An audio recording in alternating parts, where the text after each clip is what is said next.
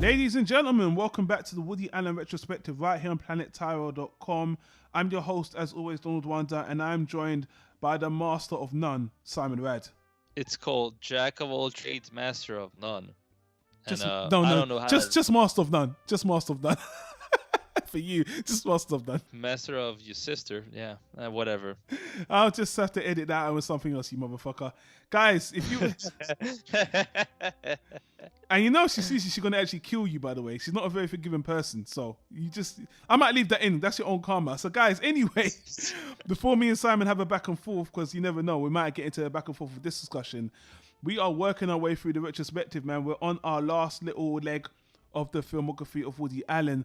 Last time we actually took a sidestep and spoke about the very, very well received and very well documentary done by Robert Ydee, which was American Masters Special Woody Allen, a documentary. It was done in 2012. It's a 2-hour or 4-hour cut, and it's a very enjoyable documentary. Highly recommended it for the fans and non-fans. If you want to hear us talk about it, if you're on YouTube, I'll put a link in the top right-hand corner. Go back and listen to that discussion, as well as every other Woody Allen movie made prior to 2012. That is over 40 videos we have on Woody Allen, very close to 50, guys. He's actually reaching the point in his career. He's getting to his 50th movie anniversary. We all hope he lives that long, or maybe some people in Hollywood wish he dies. But guys, this discussion, before I even get into all this other stuff, we're going to cover a lot in this discussion, because at the time of this recording, we're just coming back from 2017 in return. A lot of shit has happened. The Me Too movement has now turned into the Time's Up movement, and there's a new backlash of Woody Allen, as it always is. Guys, check out all the other stuff we've done on Woody Allen. All these discussions are spoiler discussions. Today we've got a 2-for-1 movie review, because we are also going to talk about not only To Rome with Love, but we're also going to talk about another sidestep movie that I am going to talk about myself, which is called Paris to Manhattan, which I believe was done in the same year, 2013, 2012, whatever, and it's not worth doing this on video for. I told Simon not to watch it, so me and him are just going to talk about To Rome with Love, then I'm going to talk about Paris, Manhattan. But as always, for those of you who don't know what To Rome with Love is about, and you don't care about spoilers, we're going to get into it, and Simon Red is going to give us the little rundown of what it's about, and I'm sure he's going to have a interesting time discussing what this movie's about, since there's a lot going on. Simon, tell us what To Rome with Love is about, if you don't mind. It's about Rome, motherfucker. What did you think? All right. In a little bit more detail, like you mentioned before, this is the same year where everything else happened. So this is the follow-up year to Midnight in Paris, 2012. Midnight in Paris ignited Woody Allen's career again in terms of commercial success, new set of fans, people anticipating the next film.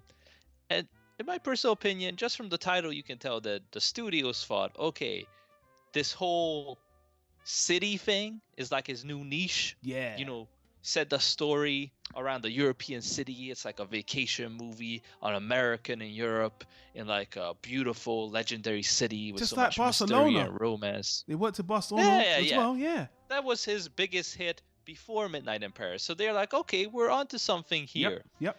And not to get ahead of ourselves, but this movie, it did very well. It was a commercial success. Yep. I think it would cost 15, 16 million, grossed over 70 million just when it opened in 2012. So compared to what it cost, did well enough. But it received mixed reviews and mixed reception. And because in typical Woody Allen fashion, this movie is another follow-up to the great movie that he always does, where he follows up a terrific movie with a script he probably had shelved for a couple of years and didn't know what to do with. Or in this case, I think at least 4 different ideas. In the documentary, we saw that he has a shoebox filled with notes of film ideas. Yeah. And then he sometimes goes through them and randomly picks one he finds interesting that day. Yeah. I think maybe he was a little bit tired or hung over or something and accidentally picked up 4 and just stitched it together and called it one script. I agree. Because if you ever seen the movie, this is a collection of 4 stories that don't really intertwine. They just all take place in Rome, and they don't follow the same timeline. By the way, they're all going on. They're all different lengths. No, and they're all. I think that's the biggest compliment I can give the film, is that they're all very solid ideas Woody Allen could make a whole movie out of every single one of them. But I think because he felt none of them are strong enough on their own, he just stitched it together because he could make the movie in Rome because the studio wanted another location-based movie. The first storyline, which he's a part of, is a story of Haley. Haley's played by Elson Phil, who was in the Newsroom, and Scott Pilgrim as well. She's a good actress. I look forward to seeing her in any projects she tackles. She's fine here. She plays Woody Allen's daughter, who's on vacation in Rome and falls in love with a local fella, Italian guy. I think his name is Michelangelo or something like that. And basically, the relationship gets serious quick. So Woody Allen and his wife, I think played by Judy Davis. Correct. They fly to Rome to meet the guy's family and to really just get all the introductions out of the way. Since I the think they relationship were engaged. As they were getting engaged. That's another reason why. They were engaged in the movie. That's why Woody Allen's flying over, which he didn't want to do. His character. But yeah. Yeah, but it's a red herring storyline because it quickly gets sidetracked with the fact that Woody Allen's character is getting older, and like his wife explains, he equates retiring with death. And he used to conduct, I think, theater and opera or musicals as well. And he had some questionable critical reception, which again, Woody Allen basically playing himself. Yep. I mean, he plays an artist who considers himself ahead of his time, who gets mixed critical reception toward his work. I don't know. Maybe that's just a wild original idea he popped into his head, and it's just by accident. It's not based on Woody Allen. You need to get over this. Yeah, comparison. exactly. It's just by accident that it's similar. It probably has nothing to do with it. But basically, the humorous twist is that Mickey's, I just call him Mickey, his father basically sings in the shower, and the guy has like this terrific voice, like an amazing voice, a voice meant for theater. And Woody Allen's like, this guy's really talented, but he spends the day cremating people, so he's basically in the wrong profession. And he gets rejuvenated and says, hey, I want to help you, I want to direct you, I want to sponsor you, mentor you, I want to give you a shot, let's audition, I have a few friends in town. But of course the family is against it, and they're like, oh, we're just basically, we enjoy life, the simple life, we don't want money, we don't want fame. And that's a bit of a, I wouldn't say a big center theme of the movie, but it appears in the other storylines as well. The second one being Leopold's story, who's an average Italian guy. That whole storyline is in subtitles. So I guess that's another reason why probably in America people hated this movie, because half the movie is in Italian. Half the movie. Yeah. Actually. Big shocker, a movie set in Rome with Italians is in Italian. Prepare yourself. Oh my God, you gotta read a bit. Or you could just learn the language and listen to the movie without a problem. But anyway. Fun fact, before you move on, can you remember the last movie Woody Allen did that was in subtitles? Because there's one movie he did where, again, it was just a segment though. And I think it was Italian as well. I remember it was everything you wanted to know about sex, but were afraid to ask. Exactly, correct. A long time ago with Woody Allen, so I know you're hitting on people for being lazy and all that stuff, but half the movie's in Italian, so I was kind of like, Woody, you're kind of throwing people another curveball with this one, but continue. I just want to throw that out there because, I think I think sometimes he thinks too highly of his fans. Sorry, his audience, not his fans. I think you're probably right, but, it's fun to see Italian actors on screen because they have a unique way of performing. And of course, doing it in their native language strengthens the performance. Yeah. Leopold's story is super straightforward. He has his Stardust Memories moment where his life turns into basically a weird dream. He's a very average middle-class guy, has a boring job, drives a boring Fiat, lives in a boring house with a boring family. And the highlight of his day is this really beautiful female colleague, that everybody's gushing over in the office. So very standard. But then he turns into an overnight celebrity, and he doesn't understand why. And it's basically a big joke about how ridiculous the media, especially gossip columns and gossip reporting is. And even reality shows as well. And even reality shows, when you take it out of context, so instead of admiring somebody we're conditioned to admire, like, an actor, a singer, or something like that, they admire this guy and they report on every detail of his life. And that's when you realize how stupid it is. Like, they're sitting with him in the bathroom while he's shaving. He's like, we're live, right here. Every single shave, every single dip. You won't miss a thing. I think that's called The guy is I think that's called Big Brother. Pretty sure that's called Big Brother, actually. Yeah, and this guy Leopold, he goes through all the phases. At first, he's like, "What the hell is going on?" Then he starts enjoying the benefits. Then he starts missing his family. So, pretty straightforward, kind of nightmarish. Another Stardust memory scenario, critique about fame. That's the second. Go to the third one, because I got to speed this long because we got a lot to talk about. That's the third part of the movie. Yeah. Oh, obviously, I find the movie predictable. So once we get through this, that's pretty much it. Antonio's story is the next one, which is my favorite one because of one very special actress. If you don't know what Antonio's story is about, Antonio, another Italian storyline, it's lifted from a classic movie that you can look it up if you are ambitious enough, because I can't be bothered right now. I'll maybe mention it later. Okay. But he and his wife travel to Rome to get introductions with Antonio's family to make it big. So again, this is a recurring theme of kind of accomplishments in life and fame to a certain extent. He wants to hang with the big shots and is hoping that his extended family can introduce him. But his wife goes missing, loses her phone, and gets picked up by an actor who she idolizes. And in the meantime, while Antonio's preparing for the big meeting and is waiting his wife's return, gets a knock on the door, and suddenly there's Penelope Cruz looking absolutely freaking gorgeous. I mean, Woody Allen has a way of, directing her and picking the right costumes for her characters. Directing her. She directed herself in that costume, and obviously she's playing. That's masterful directing right there. That's a pen stroke of a master right there. Now, she plays a prostitute, but favorite character in the movie, and instantly, because the story is that everything in Rome is like a situation, like a story. And this little mix-up right here is that pretty good. It's pretty good. While his wife is having this celebrity moment with this famous actor, this escort played by Penelope Cruz gets sent to the wrong hotel room.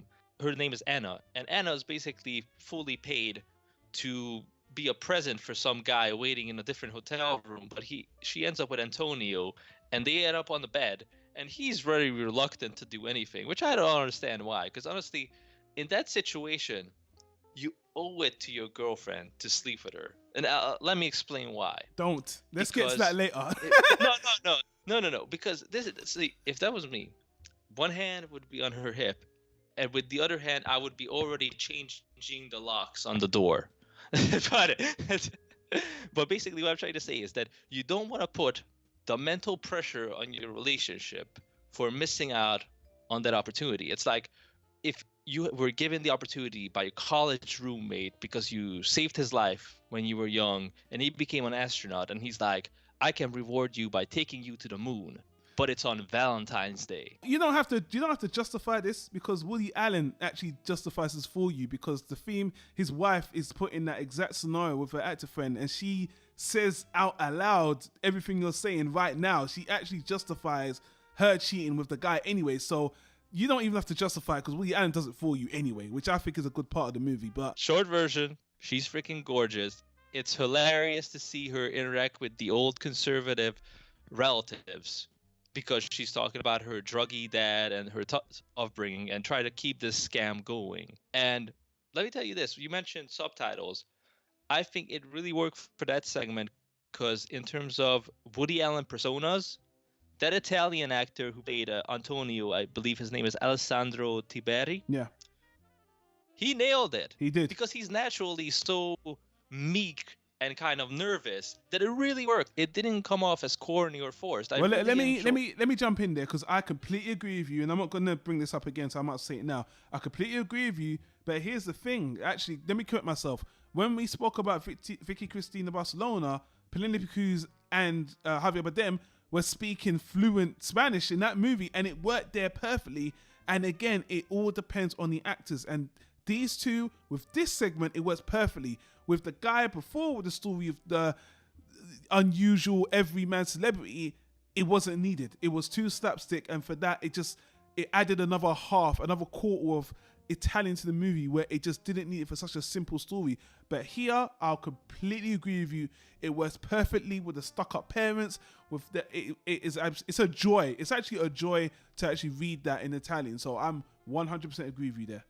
And I think you already kind of mentioned the biggest fault of the movie, that on top of all this, we have another storyline that could be its own film, and that's the big one. Technically, it has the biggest names at the time. Yeah, has Alec Baldwin, Jesse Eisenberg, Ellen Page, and some chick named Greta Gerwig. Yeah, whatever. We'll get to her later for different reasons, but that's the big story here. That is Alec Baldwin revisiting his youth in Rome. He's there with his beautiful wife, talking about how he spent a year there as a student. And the movie doesn't hide that this is another kind of mentor scenario, but in like an abstract way, where it's almost like a fantasy or a daydream, similar to Played Against Sam. It's the reverse of that. His character is playing, instead of the supporting, he's the against, supporting character. So I actually love that. And Alec Baldwin is my favorite character in this movie. It's a very good dynamic, and it's very interesting because when Woody Allen did Alice, gosh, 22 years before this movie. Holy what a damn. waste of talent. And to be honest with you, even though Alec Baldwin is my favorite character in this movie because he's so fucking funny, he's underused even here. And he has more screen time than Alice, but he's underused again. A bit underused. And I was worried because in the first scene I assume they shot that scene first because his introduction scene wasn't all that good. No, it wasn't. Suddenly, when the Jesse Eisenberg storyline comes in, where you're like, okay, how did these guys get along so well, so quick? And you kind of see the fantasy elements immediately kick in, just like Played Against Sam, where Woody Allen's character is being mentored by imaginary Humphrey Bogart. Yeah. Here, Alec Baldwin becomes that imaginary mentor. Yeah. Where technically he's living out, spoiler alert, his own fantasy or his own memories again. Yeah, he's talking to a younger version of himself. Younger version of himself. Yeah, warning him of his doom and demise. And look, we need to get into this movie because you've done all the synopsis. Yeah. So let's just. It's done. But if you haven't guessed it, you're like, what can be this doom and demise with Jesse Eisenberg and two women? Where you guessed it, he's living there with his girlfriend, and Ellen Page comes in as the best friend of the girlfriend, and she's a troubled actress, and she's very sexy and flirtatious, and you know where this is going. Yeah, Woody Allen's done this segment, the Alec Baldwin, Jesse Eisenberg segment. Woody Allen's done this movie 4 or 5 times, and this movie, another trope in the romantic comedy drama that's done to death.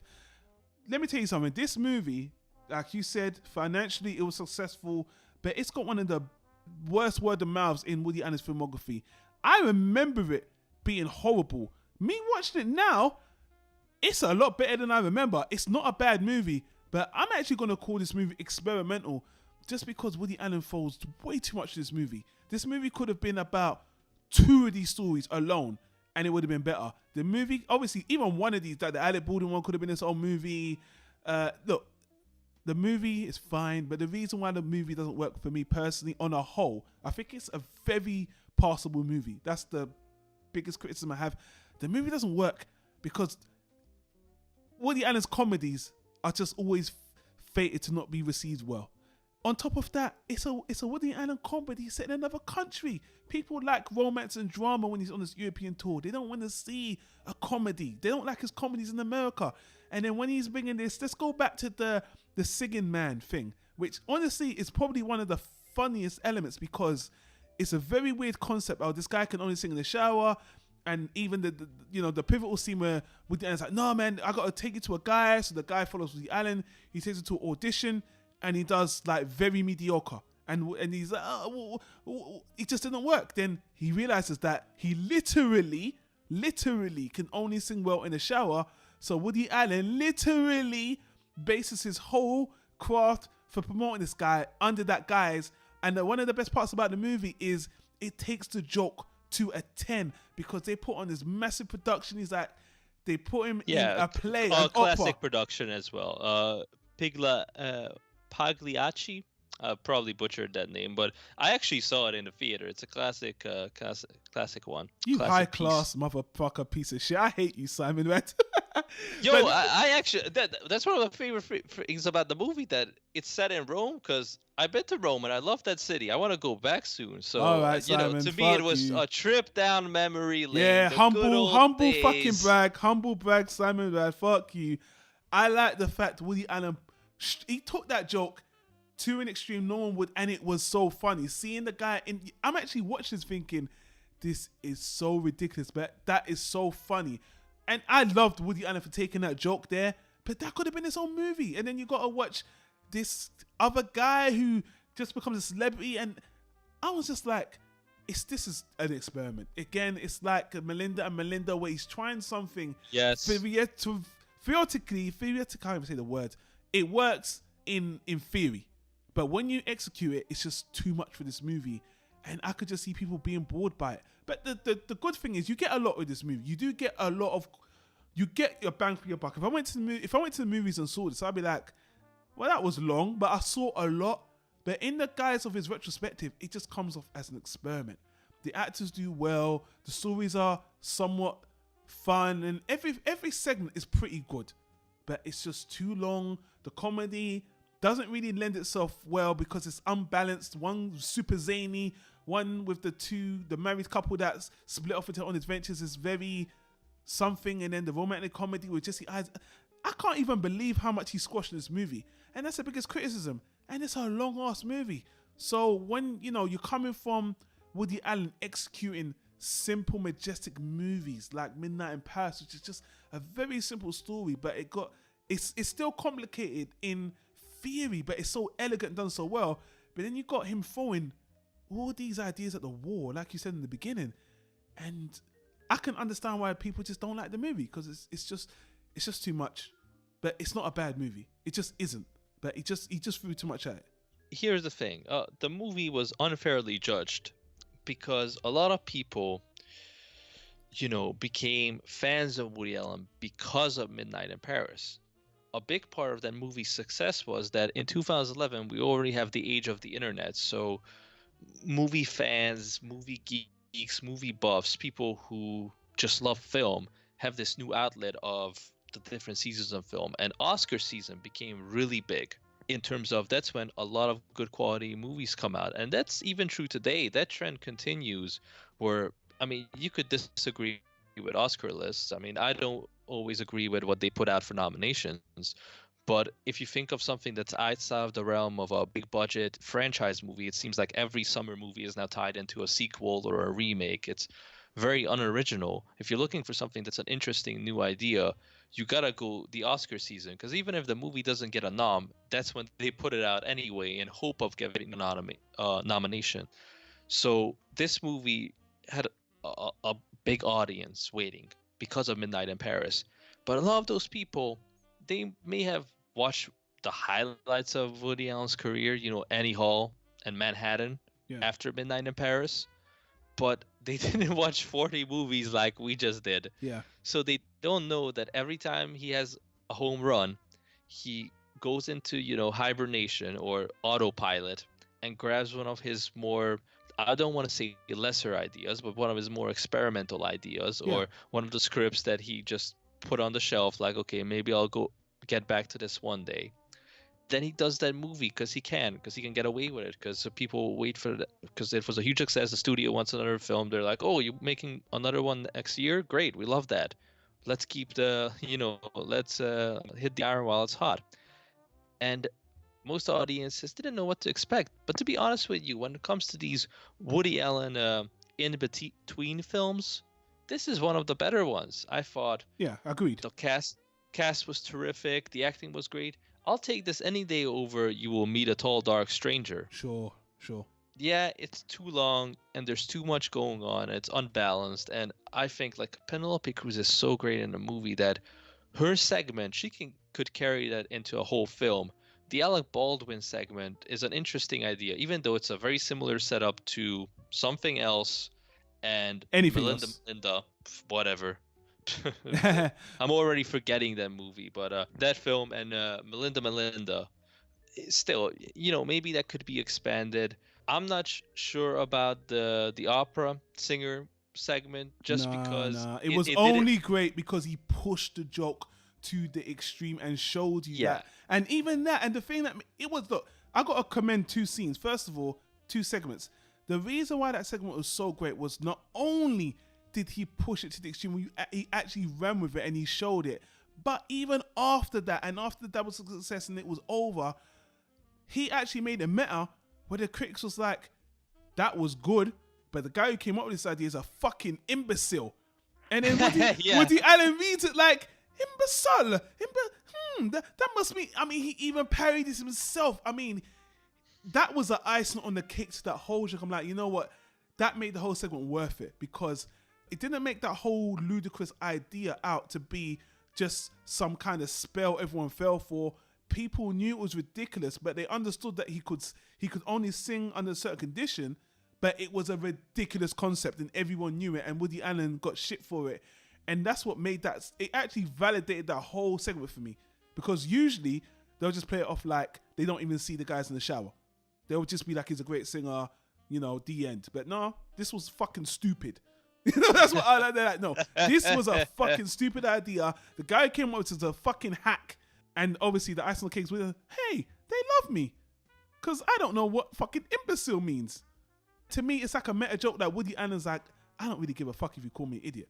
Because obviously he knows whether you like his movies or don't. To him, it's like, I'm going to play dumb. But really, I don't give a fuck.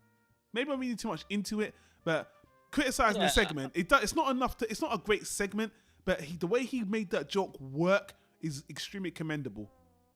And I guess that's another praise for the movie, that it is, with all these ideas pushed together, it's diverse. Like, I didn't like that segment as much as you did. I preferred the Alec Baldwin segment and the Antonio segment. Let me talk about the Alec Baldwin segment, because I have to. That segment would have been garbage if it was about Alec Baldwin. His interjections are so funny. He reminds me of you.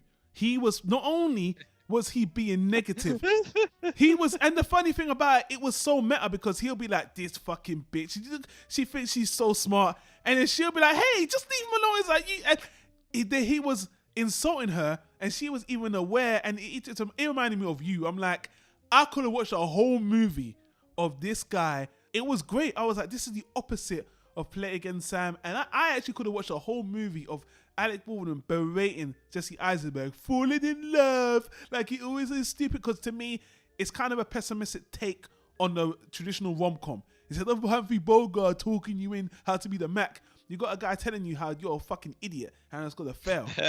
And I think that would have made a great movie.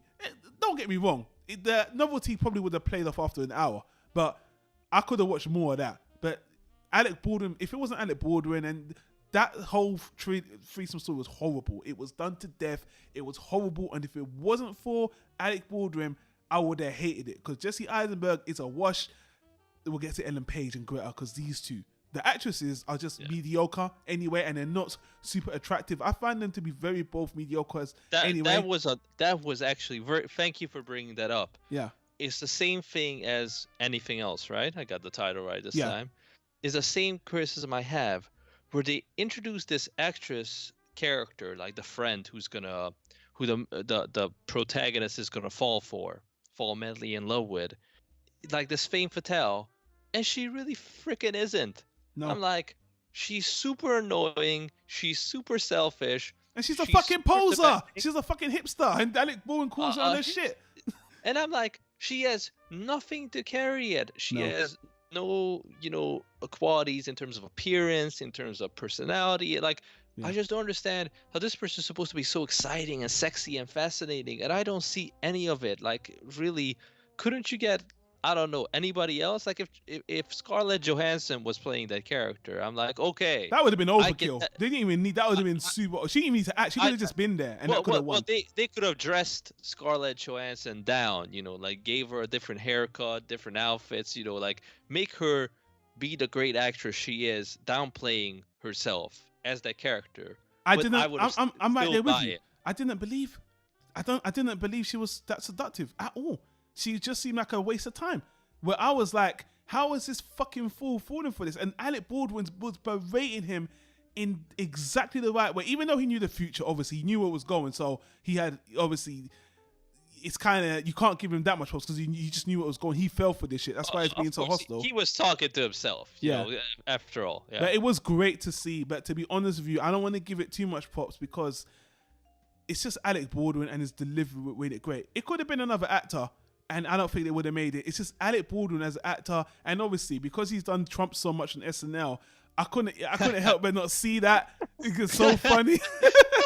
I actually wish it was Trump, you fool. You know, I could have loved that too, but that's going completely off topic. That's a horror movie where your love life gets invaded by President Trump. He's just like, grab her by the pussy, do it. She's not good. She's not good, you know. She's just not good for you. Not good. He's like, I have the greatest opinion of love. Nobody knows as much about love as I do. Nobody. Believe me. Yeah, believe me. She's rubbish. She'll tear your heart and throw it away. She's not worth it. Put it behind the wall. Just put her away.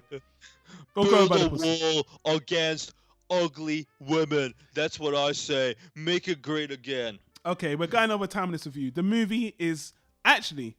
I just think this is a Woody Allen movie for the fans. Just to cap it off. Yeah. Just to cap it off from my end. I think when you said Alec Baldwin made that segment, same thing with Penelope Cruz. And that's a good and a bad thing, that their respective performances are so good. You want to see a whole movie about it, but the story is not strong enough. And it has been done before by Woody. Yeah. So I think that's why it has been stitched together.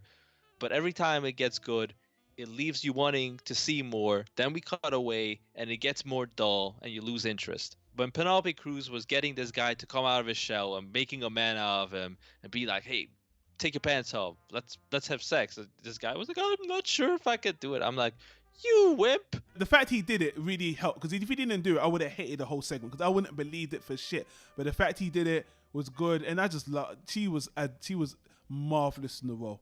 She was marvelous in the role. Yeah.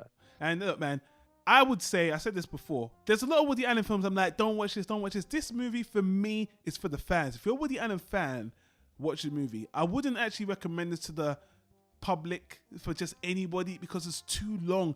And he's done each segment as a movie, and I don't think you're getting anything great. But it's a nice experiment movie for Woody Allen fans, but I would say skip it if you're a Woody Allen casual. And I know we spent a lot of time talking about the movie because there's a lot going on in the movie. But in terms of his movie lols going down the movie, as you said, this is not even close. This isn't even a real lol to me. I could have done with another bad movie after this, and then I would have been upset. I wasn't upset after this movie. I was just like, that actually wasn't as bad as I remember it being. It doesn't have the rap. But I will say this though, Romans are pissed about this movie. Do you know why? Not enough spaghetti in the movie. Well, the movie kind of goes on stereotypes. A lot of city stereotypes. It's very goofy. And Paris got this majestic love letter movie. And people saw this movie, Romans, and they're like, this isn't a representation of Rome. They didn't like that. He didn't dramatize and romanticize. I'm basing this off the reviews I read. I'm not just making this shit. I read reviews, people were like, this isn't a good representation of Rome. The movie starts with some narrator, like, it's going to tell you a story. He disappears and comes at the end. You see a lot of Rome, but it's not guided visually like Midnight in Paris or Vicky Cristina Barcelona's done. People wanted another high quality Oscar movie, and this is a more laxed experimental comedy. So yeah, and you don't feel like you're lounging around the country like you did in those other European movies. This just feels like a comedy set in Rome. And he didn't do anything with the Vatican. He was right next to it. You know, an atheist Jew. Simon, he didn't do a lot of Rome. Romans were very upset because obviously they were like, oh, Woody's coming shooting in Rome. They had high hopes. This was they call Paris the city of lights, but they call Rome the city of love. They have another term for Rome. Love. Yeah. City of romance. Yeah. City of romance. And this movie doesn't have a lot of romance. It has romantic elements. Yo, just rewatch Roman Holiday. Yeah. Seriously. Like, that movie's a classic. Just watch that now movie. You're talking about a real fucking classic. I think we spoke about that on our film noir. Me and Mampa spoke about it.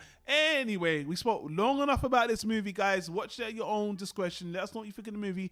But I've got to move on to another movie that I watched on my own, Which, boy, we Supposed to be a tie-in to this, right? It's supposed to be a tie-in, but then you realize that it was just bullshit. Man, you did not watch this movie I'm about to talk about, right? You didn't because I told you not to, right? Just before, so okay. No. The movie is called Paris, Manhattan, and the reason why I added this in the filmography is Woody Allen is in this movie, and the cover it's about a woman who's obsessed with Woody Allen, and I was very interested because it was shot at the time in between Midnight in Paris and this To Rome with Love. So I thought Woody Allen would have had a bigger hand in this movie, and this is just a weird movie where this woman, I'll give you a quick synopsis and tell you what I think.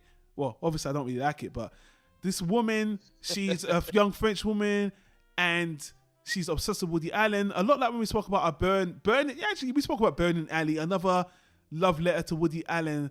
But one of the criticisms we had against that movie is that guy only focused on Annie Hall. This woman, she focuses on a lot of Woody Allen's other films. I like that. I was like, okay, where are we going to go with this? And this is a female as well. So I'm like, okay, a female Woody Allen fan. This is the movie wrapped around her. What's it going to be like? This is a woman looking for love. She's very cynical. When the movie starts, her sister steals the only man who was truly in love with her. And then the movie skips 10 years, which is weird. It starts when she's a teenager, like just leaving university. And then she's 29 and she's looking after the family business and she's so cynical. Now, here's the thing. The movie is 90... I don't know. Sorry. I was falling asleep. You're saying boring woman with boring life has boring problems. Now, she's got a big poster of Woody Allen, and every day that Woody Allen posts on speaking to her, he's saying all these quotes to her. Obviously, it's Woody Allen voicing these quotes as well. And I thought that she was taking the segments from the movie, like the director, but no, you can tell this is the older Woody Allen just saying his quotes. I'm like, why is Woody Allen participating in this movie? Either when he's doing a sidestep movie and he's in it, he's either in it or he's not. But this time, he's stepping his feet in, which is anyway. So all through the movie, she's always referring to Woody Allen, all these famous quotes. The number one distracting thing about the movie is that it's all in French, but Woody Allen's quotes are in English. And it's very distracting. It really did disturb me because I'm like, Woody Allen is an American director. All these movies are in English. You're doing an ode to Woody Allen. Why is it not in English? He's in English. He comes in the movie at the end. The guy, she always wants to meet Woody Allen, and one of her love interests meets Woody Allen, and then obviously he tries to get to meet Woody Allen. When Woody Allen appears in the movie, he plays himself in real life, the director who he just wants to mind his own business, he just wants to do his thing, and the definition of phoning it in. I'm looking at this guy like, why did you even do this? I mean, who did you? It's like when Robert Wiley pulls him to do all this stuff for him. I understand. He's a peer. He's a director. But who has something over Woody Allen to make him do this movie? Because he just phones it in. And honestly, I was just surprised. I really was. And I'm not going to do a separate video on it. The movie itself is shot not very well. It's like a very, very, very, very, very bad version of Play It Again Sam in France with a female lead. It's just not interesting. I cannot recommend the movie, but I watched the movie. Woody Allen's in it. We're covering everything Woody Allen. The end. And I just couldn't let Simon. I've made Simon suffer for a lot of side steps. This is one of them. I could not. So watch this movie at your own risk. To be honest with you, it's a perfect summary of 2012 being the year of disappointment for Woody Allen. Yeah. Or another example how Woody Allen doesn't care about his own fame. Because Midnight in Paris was the perfect vehicle for him to, score some points, rebuild his fan base, make the right moves career-wise, but he doesn't care. And to be fair to him, I respect that because he doesn't need to. He's been in the business for 50 years at this point. He can do whatever he wants in terms of his films. He gets a blank check. Like he said, he prefers studios to be just a bank lending him money, and he does the film. Nobody sees the script. Nobody knows who he's gonna cast. That's it. In terms of everybody else, they watch these movies. They watch, Paris, Manhattan, To Rome with Love. They're expecting the same caliber of film. One of them is a fan film where Woody just phones in a cameo, and the other one is actually a pretty good Woody filler movie. But if you're unfamiliar with his filmography, you're like, well, this is a step down. Yeah, since we are doing the Woody Allen retrospective, every now and again we have to talk about current events. And again, Woody Allen has found himself in the never-ending controversy because two of the actresses in this movie, Ellen Page and Greta, whatever, they've Whatever. both. Well, first Ellen Page came out at the end of 2017, says she regrets making the movie and she was young and she was dumb. Now, first, let me call bullshit on this because, She ain't that young. all right, She's not that young. okay, she's not. She's in her 30s. When she made the movie, she was in her mid-20s, as far as I'm concerned. Yo, she was older than I am now. That's not that young. I'll tell you that. All I'm saying is, first when she came out in 2017, late 20, saying that I regret doing the movie, I never would have worked with Woody Allen. Now, my question to this is, Ellen Page never would have worked with Woody Allen in 2012 if she didn't know what? What she didn't already know? Is she acting like she didn't know Woody Allen's controversy before she didn't do the movie? So now, her jumping on Woody Allen now, it just seems to me like her jumping on the bandwagon of obviously the women, the Hollywood women scandal. That's fine. But to me, it's just low hanging fruit. I mean, where's it coming from? And see, this is what I hate, because these scandals, you know, I'm not finished, Simon. We got to bring in the other person. So then we're recording this in January 2018. And to my surprise, Ellen Page played the friend who was a seductress who Jesse Eisenberg fell for. The other actress playing Jesse Eisenberg's girlfriend, Greta Thingy. Fucking hell. Now she's come out saying the same thing, that she regrets her with Woody Allen for the same reason. Again, what has changed? I mean, it was one thing, it was Ellen Page. I just thought, okay, this bitch is just grabbing publicity. It's coming out of nowhere. But now you too? And I'm just like, it just seems like bandwagoning. It really does. And I know it's all spearheaded by Dylan Farrell. Now she's pushing that. Why isn't Woody Allen taken down? Why isn't Woody Allen taken down after all this? Because it's not the same situation. It just isn't. And they're jumping on their bandwagon. And to me, it's so far after the fact. It's just so blatantly obvious. They're just trying to take down. Everyone's on the crusade right now to take down people who did them wrong.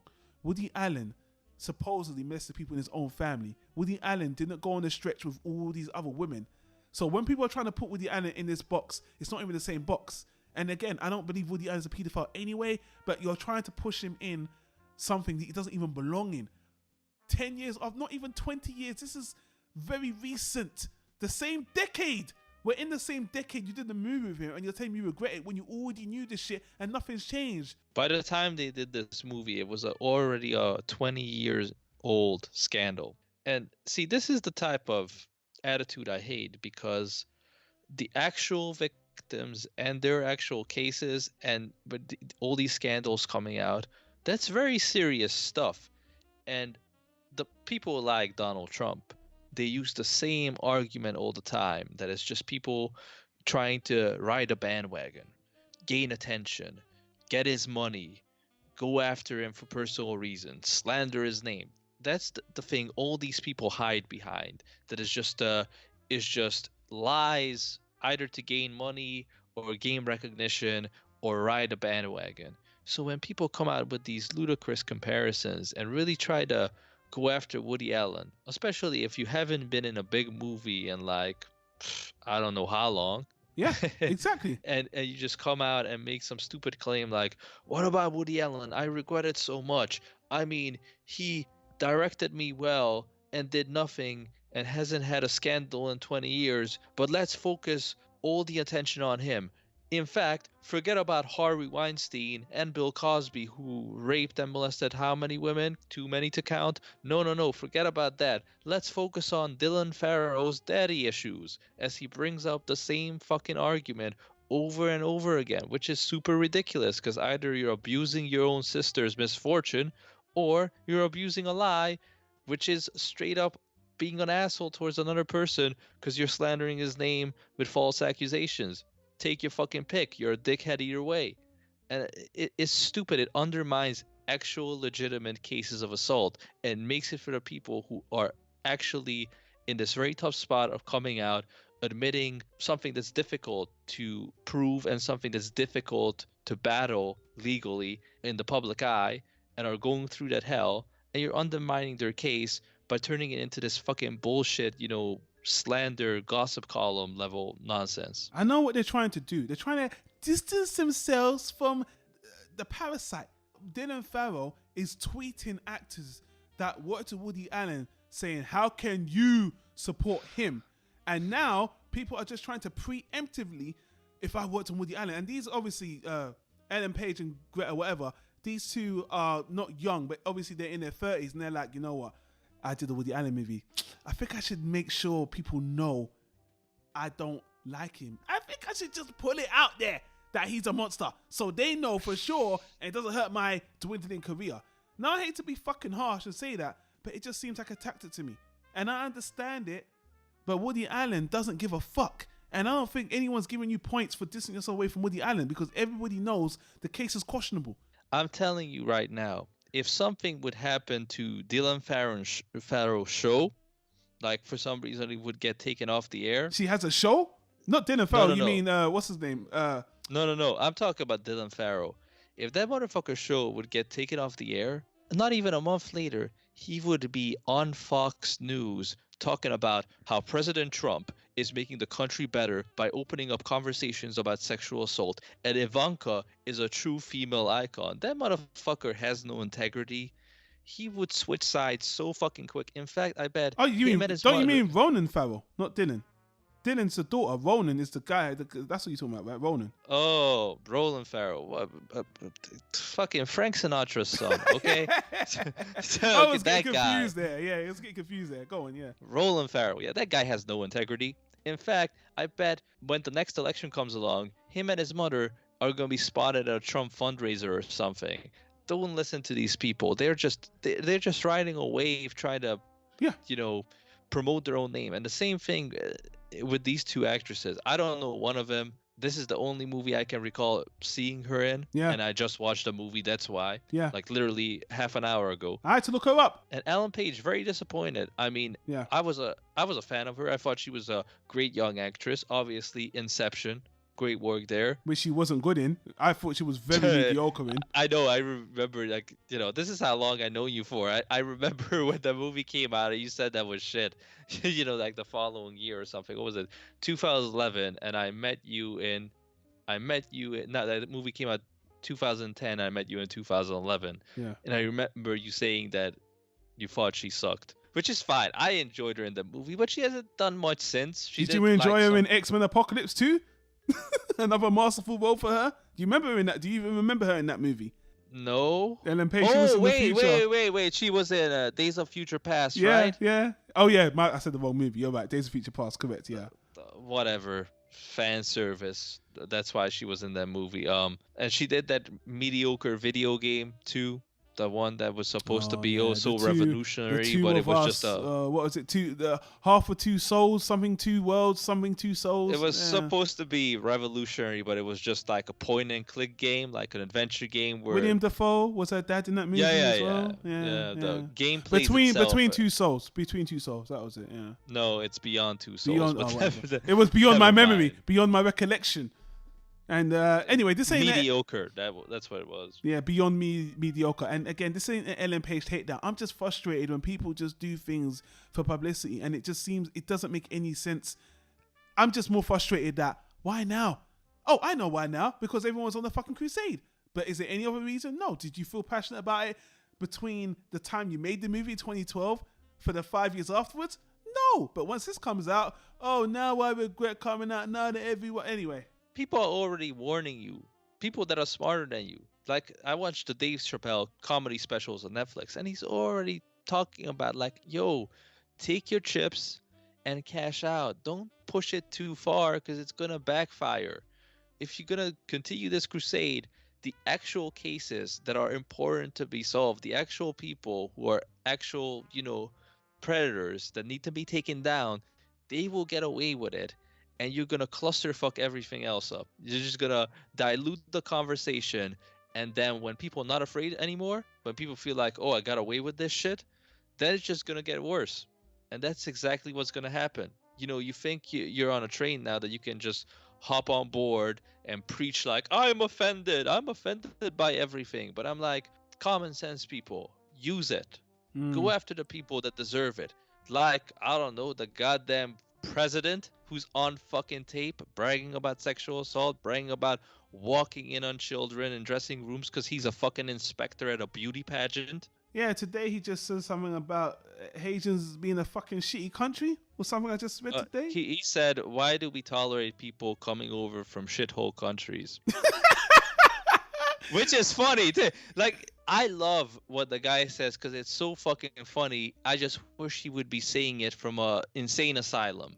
not at the seat of a world leader that can, destroy the whole world. Yeah. If his kids would have put him in an old folks home and made it a reality show, and he would just like have these fucking golden moments where he's like, you know what I would do if I was president? I would build a wall so all these motherfuckers from these shithole countries couldn't come here. Fuck them. After that, somebody comes on stage, it's like, yes, ladies and gentlemen, that was the president of the United States. We will answer questions after this short interruption, so please prepare your questions, and I'll meet you down outside of the White House lawn. I'm telling you, let me tell you something. All the movies of presidents, Donald Trump's are going to be fucking amazing. I hope I live long enough to see it, but we've veered off topic. Long enough. He shouldn't live long enough. Don't worry about us. He's 70. It's time for him to fucking leave. The reason why I say that is because people are going to be fighting for the rights to make his movie. I don't blame him because every day he makes material. This motherfucker might have a HBO series. I don't think there's enough. There's too much material for a movie. It's either going to have a trilogy, HBO series, and now officially I'm realizing that we're way past the scope of this discussion. I've officially our longest discussion, but it is what it is, people. I do apologize if you got this far. Thanks for listening. Another ironic thing about Woody Allen that you just mentioned about the LOL is the next movie. He's going on another high, and I'm gonna really enjoy talking about the next movie. So guys, if you got this far in our near hour discussion on 2 movies, social discussions about Woody Allen's controversies, Donald Trump, and whatever the fuck else, give us a thumbs up. But you're likely going to give us a thumbs down. Simon, thank you for joining me on this long ass discussion as always. Don't worry about it. And if you skip to the end, I'll give you a short summary of the discussion. Fuck everybody. Guys, don't forget, we've got the Woody Allen retrospective. You can find all the other discussions. There's playlists. You've been listening long enough. Guys, go home, enjoy yourself. Subscribe to the channel if you haven't already. Thanks for listening. We'll see you on the next one.